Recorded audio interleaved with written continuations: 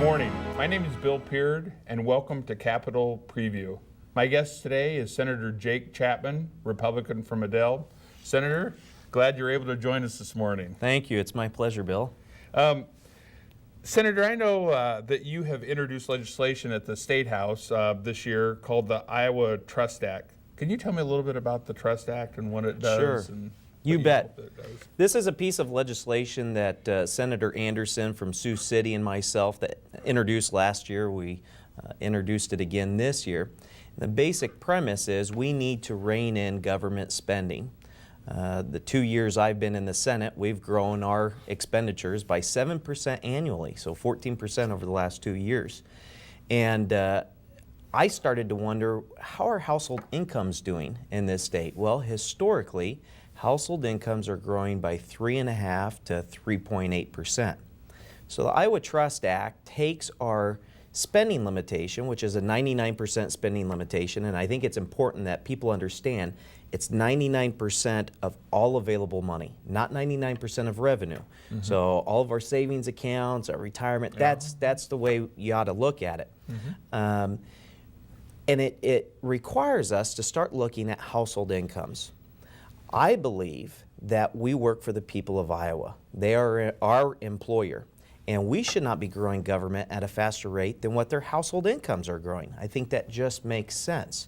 In fact, I don't even think it should be at the same rate. It should be at half the rate. So let's just say hypothetically household incomes grow by 4%. Mm-hmm. I believe we should be limiting our growth as a state government to 2%, half of that.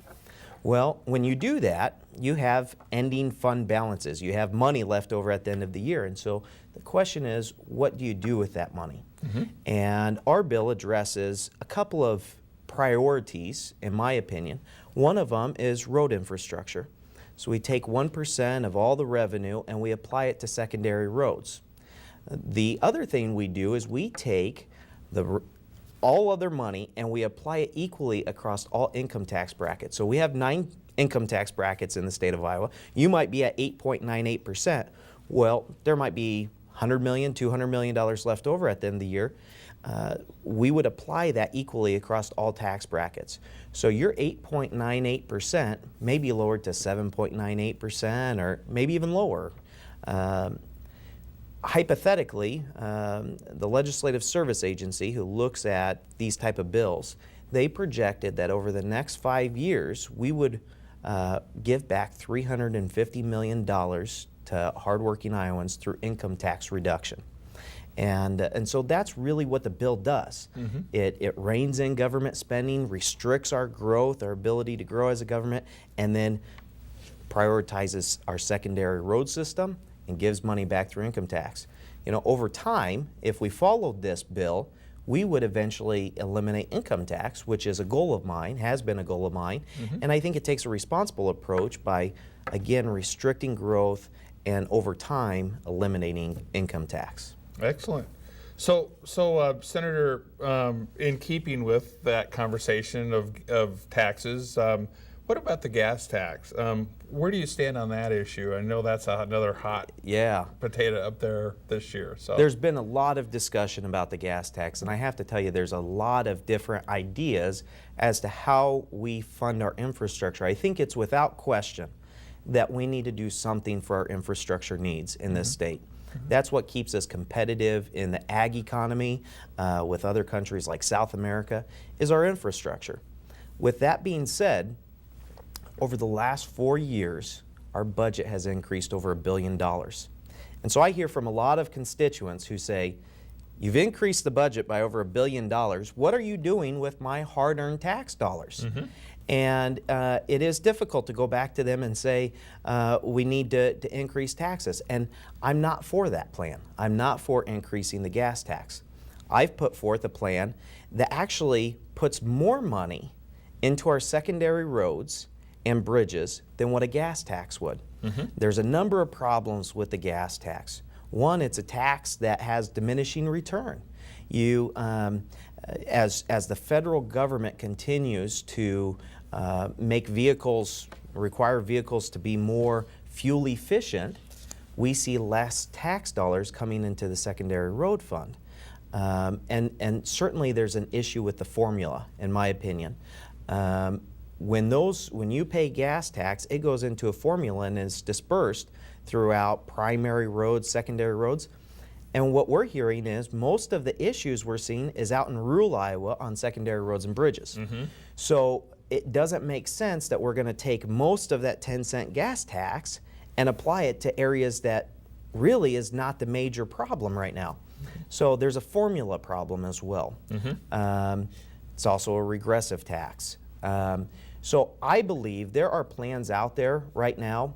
I don't believe my responsibility, and I don't believe I was elected to take a tax increase as a first option. For me, that's a last option. And I don't believe we fully vetted all of the other options before we're doing a gas tax increase. Senator, when you say regressive tax, what do you mean by a regressive Well, tax? you know, I have folks that live out in Greenfield, for example. Those folks are paying the most to go into Des Moines, but yes, most of that money is going to communities like Des Moines and others. And that deals with the formula. It's regressive in the fact that those who earn less are going to be penalized the most. They're going to be the ones who are really hurting when they're trying to fill up. Right now, gas is at $2 a gallon. Right. But what happens when fuel, because it will go back up, and it's without question that's going to happen, when gas is at $3 a gallon, $3.50 a gallon.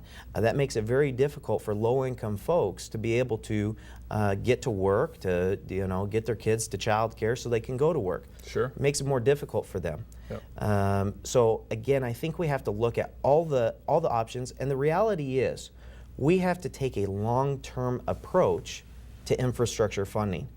Whatever we do can't be a Band-Aid fix.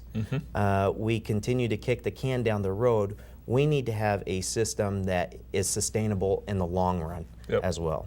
Because, Senator, we had talked about that a little bit, when's the last time this gas tax issue had been taken up? Yeah, I think it was 1989, so roughly. it's been a while. It's been a long time. Yeah. And what we find ourselves, when I talk about diminishing return, it's a rat race. We continue to have to try increasing taxes to get more money, but yet you have the federal government increasing requirements. And let me also say, with the federal government, what we ought to be doing as legislators is urging our congressional delegation to start and block granting that money back to us, federal dollars back to the state without strings attached. You hear about the unwise spent money. The reality is a lot of that is federal dollars, and to get the federal dollars to do highway projects and those type of things, we have to spend money on things that really we shouldn't be spending money on. It's wasting taxpayer money.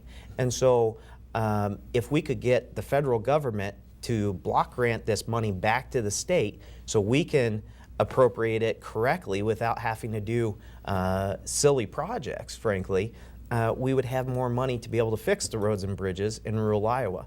And so that's a federal issue, but I do believe as legislators we can be urging our congressional delegation to make changes. It makes sense. You also sponsored legislation to end the so-called death tax in Iowa. Do you think that bill is going to move forward? Yeah, it's unfortunately it's doubtful that it will move forward this session. This is another tax that I've heard from constituents on. It shouldn't be confused with the federal death tax. The federal death tax is by far worse. But this is a tax on a tax. It's a double taxation.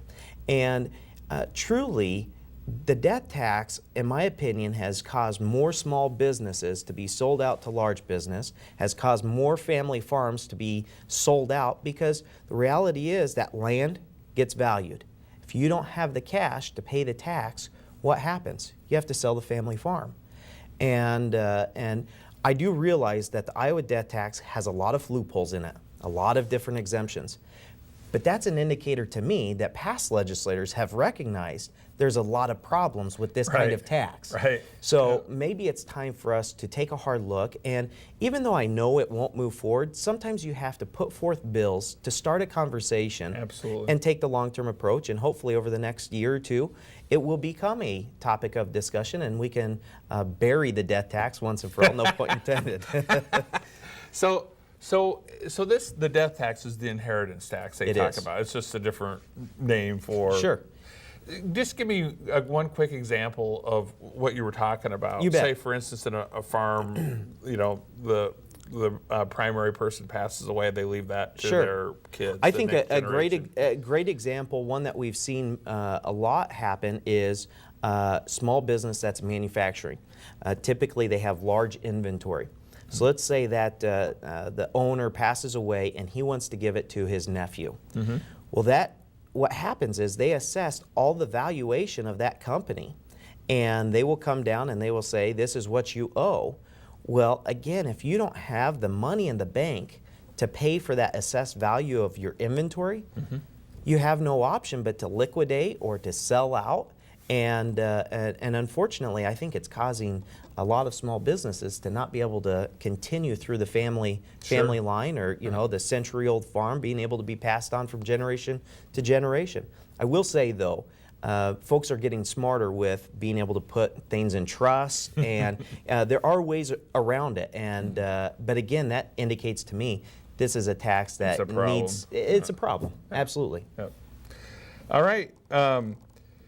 You've been in the media lately regarding your support for the legalization of fireworks. Tell me what your thoughts are and why Sure. you're supporting that bill. Yeah, this type of bill brings out a lot of emotion, both those who are for it and those who are against it.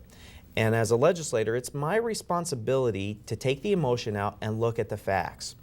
And it was quite stunning to me to find out that the United States Product Safety Commission, Consumer Product Safety Commission, who collects data on firework injuries, indicates that from 1976 to current, consumption has increased over 700%, yet during that same period of time, injuries have decreased 90%.